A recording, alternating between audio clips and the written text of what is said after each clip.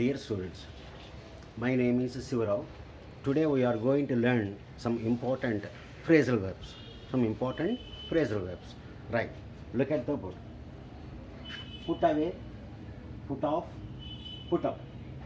So all these words start with the word put. Put.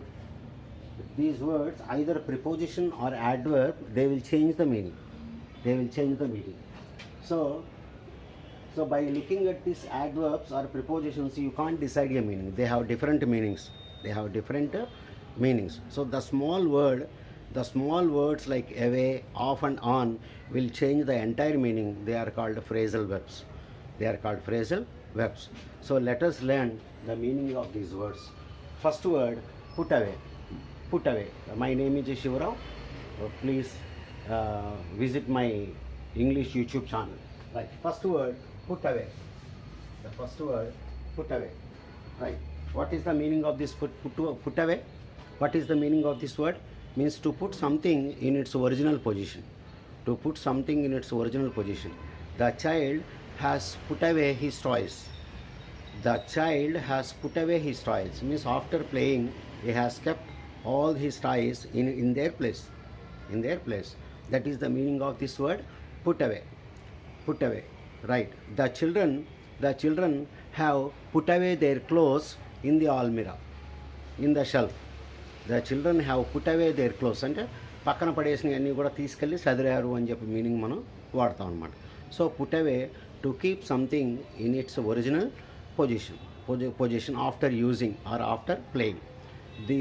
The girl has put away all her toys.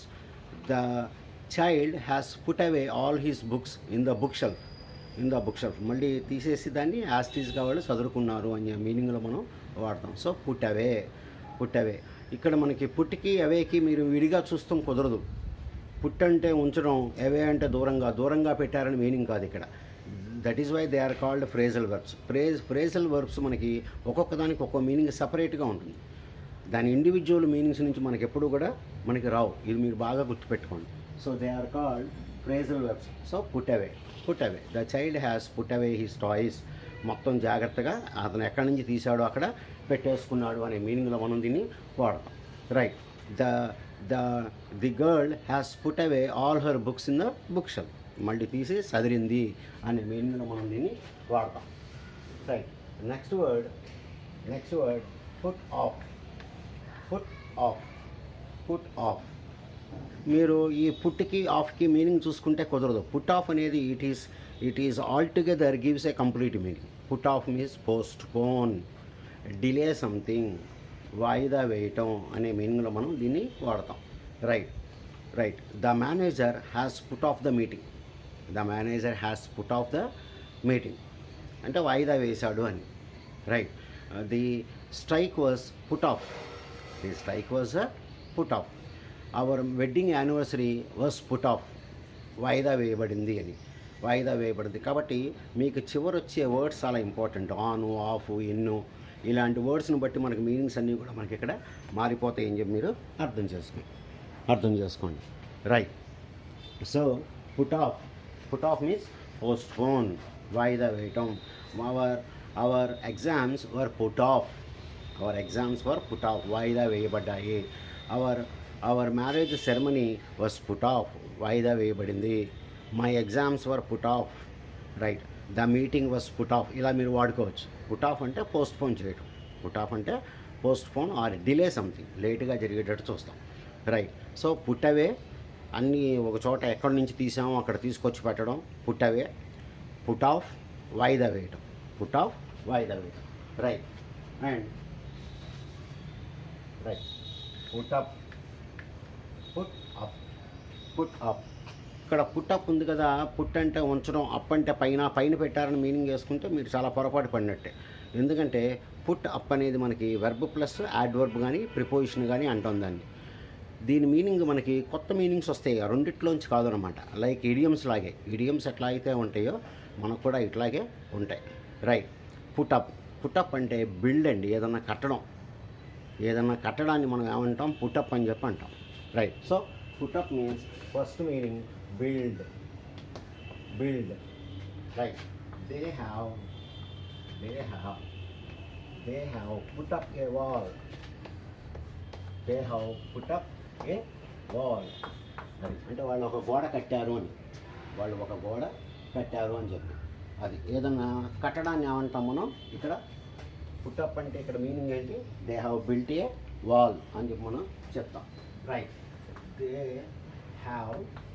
Have put up A fence. మధ్యలో అడ్డంగా ఒక fence ఒకటి వీళ్ళు ఎవరు రాకుండా వేశారన్నమాట. కాబట్టి పుట్టప్ అంటే మీనింగ్ ఏంటంటే మనకి ఇక్కడ బిల్డ్ అనే మీనింగ్ మనం వాడతాం. పుట్టప్ అనేది బిల్డ్ అనేటువంటి మీనింగ్లో మనం దీన్ని వాడతాం అనమాట. రైట్. నెక్స్ట్ వచ్చేసి చూడండి, పుట్టప్ అనేది ఫస్ట్ మీనింగ్. అది ఇప్పుడు కొన్ని ఫ్రేజల్ వర్బ్స్కి ఒక్కో దానికి చాలా మీనింగ్స్ ఉంటాయి. కాబట్టి ఫస్ట్ మీనింగ్ ఇది. So put up means to build something. Right. Number two ఏంటో చూద్దాం. నెంబర్ 2 meaning put up means right to fix something. ఏదన్నా ఫిక్స్ చేయటం. ఏం ఫిక్స్ చేస్తారు? Right. They have put up a notice on the wall. వాల్కి గోడ మీద వాళ్ళకు నోటీసు ఫిక్స్ చేశారు. Right. They have put up a poster on the wall. అనే మీనింగ్లో మనం దీన్ని వాడతాం అనమాట. సో పుట్టప్ అంటే బిల్డ్ అనే మీనింగ్ వస్తుంది, కట్టడం అనే మీనింగ్ వస్తుంది. They have put up A wall, they have put up A fence, they have put up A building. ఈ విధంగా మనం దీన్ని వాడతాం. రెండో మీనింగ్ వచ్చేసి టు ఫిక్స్ సంథింగ్. ఏదన్నా గోడకి ఏదైనా అటాచ్ చేశారనుకోండి, మనం దాన్ని పుట్టప్ అని చెప్పి అంటాం. The class monitor has put up a notice on the wall. ఈ విధంగా మనం చెప్తాం అనమాట. రైట్. ఇంకా మనకి జనరల్ మీనింగ్ ఉంది. జనరల్ మీనింగ్ అంటే చూడండి, టు రైజ్ సంథింగ్. ఏదన్నా పైకి ఎత్తడం. Right. All the students who know the answer please put their hands up.